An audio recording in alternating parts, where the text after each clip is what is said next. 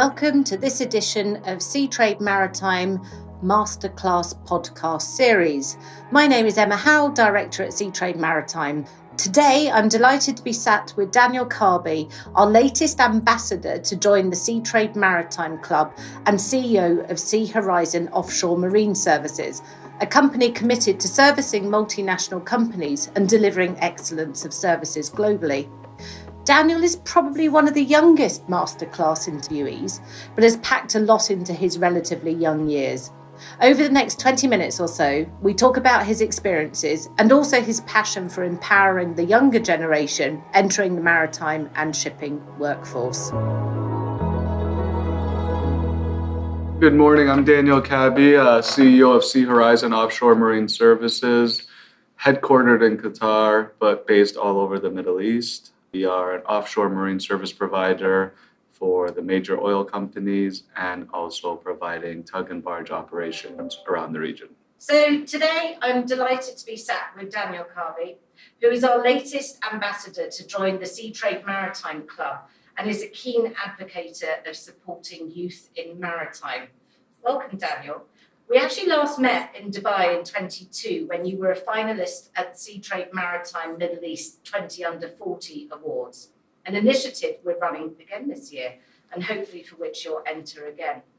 Now, Danial comes from a family with a long-standing success in the maritime industry and is CEO of Sea Horizon Offshore Marine Services, a company committed to servicing multinational companies and delivering excellence of services globally. So, Danial, on to the questions. Maritime seems to be at the core of your upbringing. Did you ever want to break away and do something different? Absolutely. I actually never wanted to go into maritime. I always wanted to be a sports agent, and growing up, all my friends were athletes that ended up in the pro leagues in Canada and America, and I always thought it would be super cool to represent them as a sports agency. But given the family background, my family forced me into the marine business because my grandfather started in the salvage business and my father continued. And that's why I took it as in being an agent for vessels and marine instead. So you studied at Harvard Business School. What did you study and how has that helped shape your career? I actually did a course in global business, which obviously being in the marine business, global business is very important to understand. And I was doing it during Corona. So it was an online program that I did for 6 months, I think it was. And it was a great, not only pastime for during COVID-19, but a good way to further my education and understand more about global business. And is that the kind of course that you would encourage anybody wanting to enter this sector? Absolutely. I mean, during Corona and during COVID-19 pandemic, you would think that a lot of people wanted to change their industries and branch off to other things, which is why I thought that if you understand global business, you can do anything, no matter what region you're in, no matter what industry you're in. So I think that everyone should start out their first introduction to business classes should be global business because we do business everywhere in the world differently. I was reading your biography before we started this interview, and you say that you're a firm believer of building and sustaining firm, family-like relationships with clients and business partners, whilst retaining entrepreneurism at your core. Can you give us some examples of this and why it's important to maintain that style of relationship? And is that style cultural to this region? So going back to wanting to be a sports agent, what a sports agent means is you have to keep a relationship and you have to gain the trust of the player and the athlete that you represent to make sure that they trust you enough to get them the right deals, the right team, the right business opportunities. So that is always embedded. And obviously being in this region, it's a very big deal in the Middle East to be invited to someone's home. So what we want to do at Sea Horizon and based off the whole business is we want to make international clients feel at home. So when they come and work with us, you're really welcome as a family. It's all about trust because if someone trusts you with their business, that means more than anything. And that's to us, and that's how we want to present the company. Obviously, what most of our business is yes, we have vessels and yes, we manage and we have assets, but our core business is representing international companies. So to gain their trust and bringing their trust into a region that they may not be familiar with is something we strive for. It's really interesting you say that. There is still, I think, especially people perhaps from the States, especially, still perceive the Middle East as not the friendly, all-embracing culture that it is. What would you say to that market? It is very interesting. I've seen it. I mean, just recently you see the World Cup in Qatar and you see the media and how it was treated and how it was. And then on the flip side, you did see Qatar make an extra step towards welcoming the tourists and the fans to their homes. And what I would say to that market is the Middle East as the culture, every country, hospitality is a very big deal. I'm sure if you go to local's house, whether in Qatar, UAE, or Saudi Arabia, first thing you do, you're greeted by coffee, you're greeted by a lot of food. So we are a very hospitable region, and I think everyone is welcome to experience that. I'm going to have to ask you, because you've obviously mentioned you wanted to be a sports agent. Do you have a favourite sport? Basketball. Basketball and soccer, football. I say football because you guys are here, but Canadian in me says soccer. Yeah, basketball and soccer. I was going to be a basketball sports agent, to be exact. So you still watch it? Time difference is there, but I watch the highlights in the morning. You're passionate about youth empowerment and an active member of Young Ship UAE. Do you think the industry is doing enough to support new generations entering this industry, and what more could be done?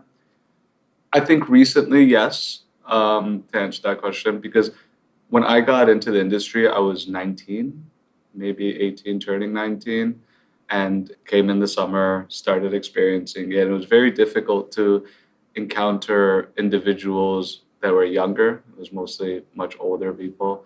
And that's what actually intrigued me the most to Young Ship UAE, because I saw that there was a community of young individuals that after work can sit together and casually speak about their work problems, their difficulties in the industry, and they wouldn't get scrutinized by the older and more experienced people.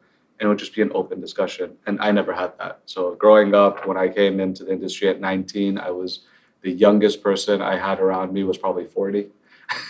So yes, but now with the emergence of the academies and the emergence of the conferences, and for bigger companies and public companies promoting youth in the industry, I think it is getting better. Is it where it should be? That's to be determined. But I think we are headed towards the right direction because that's the next generation, right? Do you think there should be more mentoring within industry? Absolutely. Yes. If I had a mentor, it would be great. I would be much happier, make a lot less mistakes. But I think absolutely. And in a lot of ways, that's what Young Ship is. Although in most regions, Young Ship is a social networking platform outside of work. But in the UAE, because we have the relationship with the Ministry of Energy and Infrastructure, because we have DP World, ADNOC, LNS over here, it's very important for the board members, which we are all close to 40, to educate and mentor the young members that are coming in every day. Yes, we do a little bit of networking, but most of the networking events is us board members giving advice to the young members, which is great. They enjoy it, and at the same time, we either do an event in the desert where we have a barbecue, or I think the next one will, by the time this will come out, it will be done, is Top Golf. We're organizing an event at Top Golf. And in terms of gender equality and seeing the younger generation come into the industry, are you seeing that split close? Well, yes. One thing that I was having this conversation with, I think 2 to 3 years ago, was that there isn't much gender equality. It's a very male-driven industry, the marine industry. But recently, we're seeing more and more females in the industry. And even at Sea Horizon, we're actually majority, our staff is majority women in the organization, which I do think it's improving. And it's very important because females have very good insight in the marine industry. So the new generation wanting to get a foothold in the industry, you've spoken about the education piece, but what else could people do to get into this sector? I think the biggest thing about this sector, because the maritime industry is probably one of the widest industries, it has so many options, whether it's bulk carriers, whether it's oil tankers, whether it's cruise ships even, you have to focus on one thing. You can still be in this industry without specializing in marine. That's one thing that even for me starting out was a challenge, because I would always say, I know nothing about marine, but I'm here. But there is a lot of jobs that you can do. For example, I think it was last year where I actually met a business development manager that had, because of COVID, he had been let go of being a physical education teacher. But he was a business development manager for an offshore marine service company, and he was doing great. And he actually came to me and he said, I know nothing. I'm like, everyone knows nothing when they start. But you have to stick to one thing, okay, business development, and go through it and let everything come. Obviously, we live with the youth these days. It's the TikTok generation. So our attention span is very low. So we sit there and we look at it and we're like, okay, if we can't understand this, then we lose patience, we get frustrated. But that's the biggest lesson I've taken is it will come. You will learn the industry, you will learn this aspect of the job. Maybe you're a commercial guy and not a technical guy, but you get frustrated that you don't understand how the engine of the ship works, but you'll learn it. It comes with experience. So it's a good point, and I think you're right. The industry itself is made up of so many different fields, and now with the advent of digitalization as well, there's so much more opportunity for people who didn't naturally think that was a fit for them. Absolutely. Absolutely. I mean, you have a lot of the digitalization platforms and educational platforms through that support. My next question was going to be about your own career and what you would have done differently given that time again, and we've established you would be a sports agent. But actually within the career you have forged, is there anything that you think, oh, I wish I'd done that slightly differently? Yes, I think early on in my career, and I think in today's world, it's very common. A lot of people entering the industry, whether it's any industry, it's more about asking for help, asking for support. I look at it myself every day and I'm like, see, if I was younger, I would have done this, I would have done that when I was back then, and then maybe today would be different. So yes, the biggest takeaway I take is ask for help and ask for support when you need it. Don't be scared, don't be shy. I have a lot of friends that, just like me, they're second, third generation. They're starting out in the marine industry and they put so much pressure on themselves to know everything that their father and grandfather did, when in reality, their father and grandfather started on the ship, sailing. Then from the sailing, they figured out, started going into commercial side of the business, and that we don't have, I don't want to call it a luxury because we're very spoiled today. So we're not sailing, but we don't have those abilities to adapt in that way. So why rush it? So we have the ability to ask our peers instead.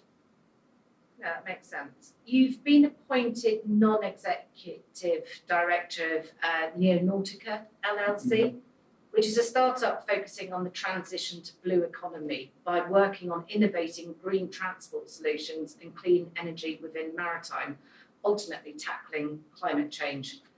How and what will you do to make a difference? So Neonautica itself is actually a really interesting project that was founded by Captain Rami, who's also the chairman of Young Ship. And we came together and I thought it was an amazing idea because what Neonautica really is, it's the luxuries of the marine industry, but with a more environmentally friendly output. So we have battery-powered jet skis, we have battery-powered yachts, solar-powered yachts that are all going to be developed in the UAE. So they're going to be built in the UAE in a yard here. And I think it's amazing because you see in this region, there's a lot of money being spent on luxury. And why not have the same fun, but with an environmentally friendly way? And that's why I call it guilt-free luxury toys as the marketing pitch for it. But I think it's a great step moving forward, and it's great for the environment. So I think once by next year, when we launch some of the first products, I think it will get a lot of traction, and that's where the Middle East and the whole world is going towards anyway. That's incredibly exciting and innovative. You've only got to stand on the waterfront in Dubai to see how many toys are on the water now, and to have that green element, I think is really exciting. You said that this is being an innovation from a yard. Which yard is that? So we're currently developing the yard. Right. So it will be an in-house yard. Basically, what the current company structure is there's 3 companies that have built their own products, but we wanted to manufacture it in the UAE for the UAE Vision 30 initiative. So we have partnered with them, and we're going to start manufacturing once the yard is completed with the support of the UAE. So I think the first 2 will be the catamaran yacht, which is solar powered and fully autonomous, which produces its own fresh water, and also the battery powered jet ski, which is really cool because it's a hydrofoil that lifts up. Okay, so most recently though, and I don't know where you find the work-life balance with everything that you do, but you have been appointed as an ambassador in Qatar for the Seatrade Maritime Club. Congratulations. What does that mean to you, and what do you feel you can bring to this role? Well, that's amazing, because when I first looked into the Seatrade Maritime Club, I was very excited about it. I spoke to some of the peers that are on the Seatrade Maritime Club, and I chose more specifically Qatar because obviously the company is headquartered there, but also because there's a lot of maritime potential in Qatar, and it's not enough people know about it, especially with what is going on with having the largest ocean-going fleet of tankers for the LNG expansion, with having the ports and the offshore support companies that are expanding, such as Malaha, which is a very big government-owned company in Qatar. To have the support and to represent them is amazing for a platform like Seatrade, and to create awareness, to bring them to these events, because these events for the Seatrade Maritime Club, you guys have created something that ideas are being shared within the industry, and why not have people in that industry and that part of the world involved? So being a part of the Seatrade Maritime Club and watching how things unfold and the changes being given and hearing the industry leaders' insights, I think is an amazing initiative, and I'm very excited to be a part of it. Well, thank you, Danial, for your time today, and we look forward to working with you both as ambassador for the club, but with all the other activities we've discussed today. Thank you so much. I look forward to it as well. Thank you to Danial Kaabi, CEO of Sea Horizon Offshore Marine Services, for his time today talking to Emma Howell, Director at Seatrade Maritime. To listen to more of our masterclass series, which focuses on leading maritime personalities and their experiences in the industry, go to www.seatrade-maritime.com. Thanks for listening today.